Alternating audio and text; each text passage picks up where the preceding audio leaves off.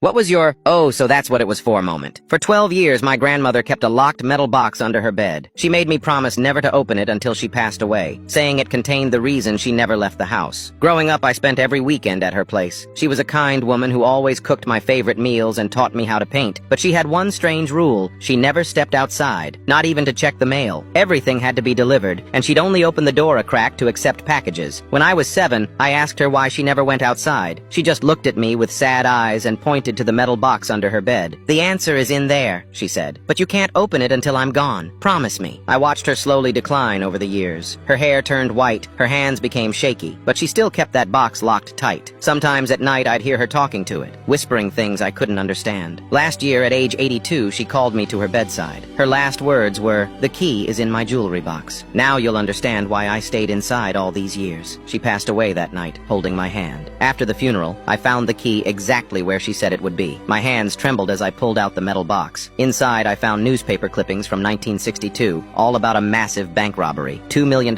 stolen, 3 security guards killed. The articles described 2 robbers, a man and a woman. The man was caught and imprisoned, but the woman disappeared without a trace. They had clear photos of her face. It was my grandmother, 60 years younger. Underneath the clippings was a stack of $100 bills, still in their original bank wrappers from 1962. They were marked with red dye from the security system. But what really made my blood run cold was the security guard's badge, still stained with blood. There was a letter explaining everything. She and her boyfriend had planned the robbery together, but when the guards resisted, he started shooting. She didn't know he had a gun. She ran away with her share of the money, but could never spend it because of the red dye. The guilt ate at her every day. She couldn't go outside because she was still wanted for murder. Every police siren made her think they'd finally found her. Every knock at the door could be detectives. She wrote that she'd considered turning herself in many times, but couldn't bear the thought of leaving me without a grandmother. The money was untouched, all $997,000 of her share. She wanted me to return it anonymously to the bank. At the bottom of the box was one final item, a newspaper clipping about the families of the security guards. She had been sending them anonymous money orders every month for 60 years, using the small inheritance she'd gotten from her parents. I followed her wishes and returned the money to the bank through a lawyer. They were shocked. It was the longest unsolved robbery in the state's history. I kept her secret, though. She might have been part of something terrible, but to me she was just my grandmother who taught me to paint and made the best apple pie in the world. The bank president later told me something interesting. Those monthly money orders to the guards' families, they had put 3 kids through college, paid for 7 weddings, and helped 16 grandchildren.